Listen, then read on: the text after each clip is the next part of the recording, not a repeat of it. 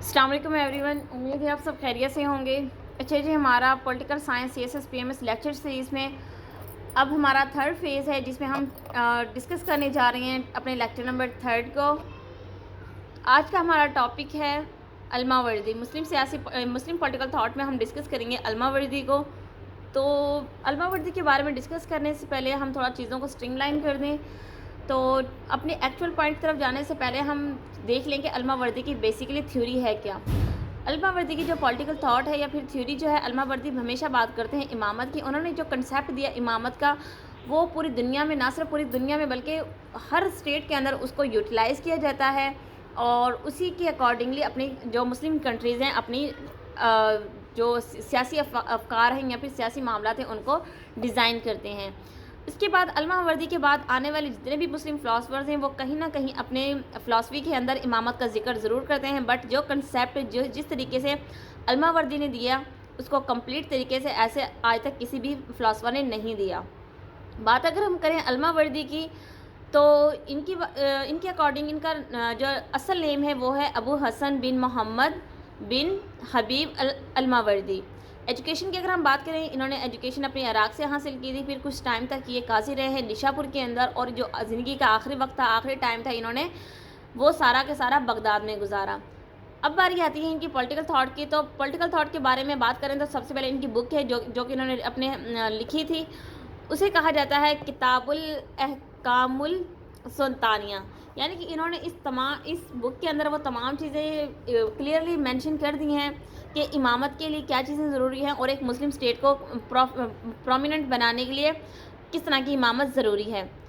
इन्होंने जो कंसेप्ट दिया था इस्लामिक स्टेट का दिया था, जिस तरह प्लेटो और अरिस्टोटल एक आइडियल स्टेट का कंसेप्ट देते हैं, इसी तरह अलमावर्दी एक ऐसी स्टेट का कंसेप्ट देते हैं जिसे इस्लामिक स्टेट कहा जाता है और जो कि सारी की सारी बेस करती है शरिया के ऊपर। यानी कि अलमावर्दी कहते हैं कि जो मुस्लिम स्टेट है वो अकॉर्डिंग टू शरीयत होनी चाहिए। फिर बात अगर हम करें सुप्रीम लीडर की या फिर head of the government, head of state की, तो अदर जो फ़िलासफ़र्स हैं वो हेड या तो प्रेसिडेंट को बनाते हैं, प्राइम मिनिस्टर को बनाते हैं, या फिर अदर उनके पास कुछ फॉर्मेलिटीज़ होती हैं जिनको वो बताते हैं। बट अगर मुस्लिम स्टेट की बात करें या फिर अलमावर्दी की स्टेट की बात करें तो वो सुप्रीम लीडर या फिर हेड स्टेट का किसे बनाते हैं, इमाम को बनाते हैं। इसके अलावा फिर इन्होंने आगे बहस की है इसके मेथड पे कि किन तरीक़ों से एक इमाम को सिलेक्ट किया जाता है। तो अलमावर्दी कहते हैं या तो जो पहले से मौजूद है एक इमाम, वो जो उसका अपना टेन्योर कंप्लीट होने के बाद या तो खुद नॉमिनेट कर दे, जिस तरह खुलफा राशिदीन के दरबार में हुआ करता था, या तो खुद नॉमिनेट कर दे कि मेरे बाद फ़लाँ बंदा इमाम होगा, या फिर उसे डायरेक्ट आवाम चूज़ करे, जिस तरह के डेमोक्रेसी में होता है, आवाम अपना नुमाइंदा खुद चुनती है, अपना लीडर खुद चुनती है। फिर इसको मिनिस्ट्रीज़ में भी डिवाइड कर देते हैं, वो प्राइम मिनिस्टर, मिनिस्टर्स होते हैं, इस्लाम, शरिया। अलमावर्दी कहते हैं कि जो बादशाह हो, वज़ीर हो, रूलर हो या फिर इमाम हो, यानी कि बात तो एक ही है ना, नाम अलग अलग दे दिए जाते हैं। जो इमाम होगा उसके लिए ज़रूरी है कि वो इस्लामिक शरिया या फिर इस्लाम के अहकामात का सख्ती से पाबंद हो।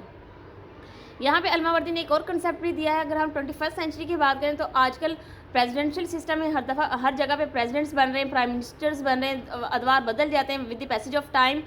तो अब देखने में आती हैं प्राइम मिनिस्टर भी फ़ीमेल होती हैं और प्रेसिडेंट भी फ़ीमेल होती हैं, बट जो अलमावर्दी की इमामत है, इमामत के अंदर जो इमाम का कंसेप्ट है वो कभी भी औरत को नहीं मिल सकता। फिर अलमावर्दी ने कुछ ड्यूटीज़ बताई हैं एक इमाम की। तो वो कहता है कि प्रोटेक्शन ऑफ रिलीजन, यानी कि इस्लाम की बका के लिए लड़ना, इस्लाम के लिए उसका इस्लाम का झंडा बुलंद करना, जहाद करना और इस्लामिक तालीमात को आगे फैलाना, बुराइयों को रोकना, ये तमाम ड्यूटीज़ किसके ज़मरे में आती हैं, एक इमाम के ज़मरे में।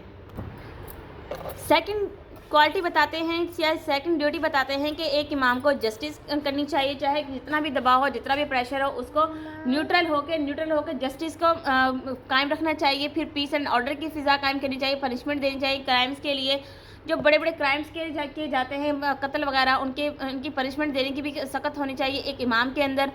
फिर वो स्टेट की प्रोटेक्शन भी करे, डिफेंस ETC जितने भी हैं। अगर हम यहाँ पे अलमावर्दी के तमाम कंसेप्ट जो देते हैं, वो अगर हम इसको समझना है तो खुलफाए राशिदीन को एक दफ़ा अगर हम रीड आउट कर लें तो इसके कंसेप्ट को समझने में बहुत आसानी हो जाएगी।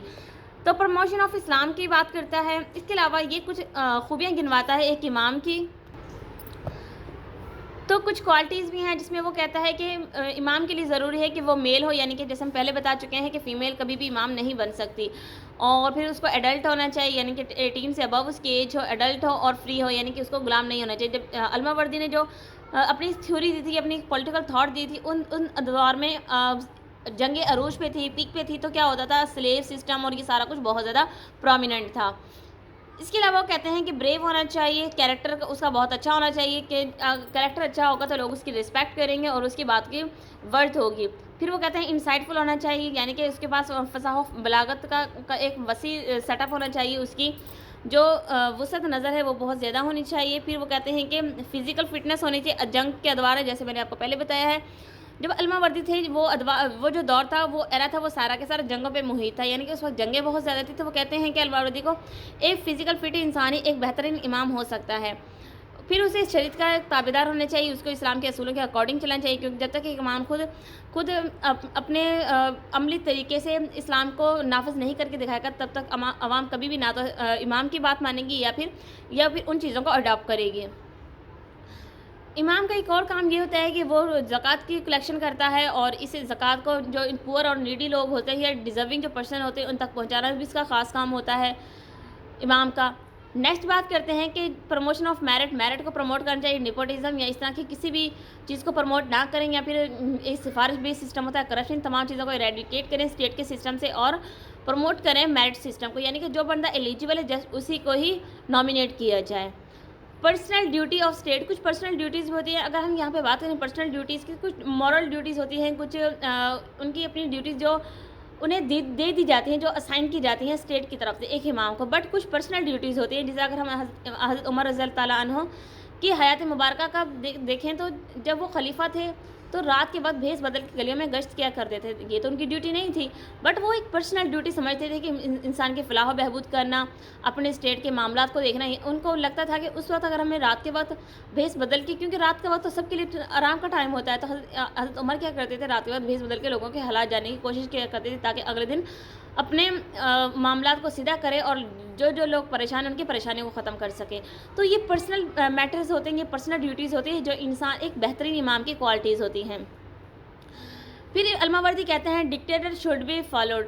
اب یہاں پہ یہ چیز سمجھنے کے قابل ہے، اگر ہم بات کریں کرنٹ سینیریو کے اکارڈنگلی، جس کنٹری میں بھی کوئی بھی پریزیڈنٹ بن جائے، یعنی کہ ابھی جیسے ریسنٹلی اگر ہم بات کریں پاکستان کے اسٹیٹ کی، تو پاکستان میں موسٹلی جو میجورٹی جو ہے وہ پی ٹی آئی کو سپورٹ کرتی ہے، اور جو باقی کچھ بچے لوگ ہیں وہ پی ایم ایل این اور پی پی کو سپورٹ کرتے ہیں۔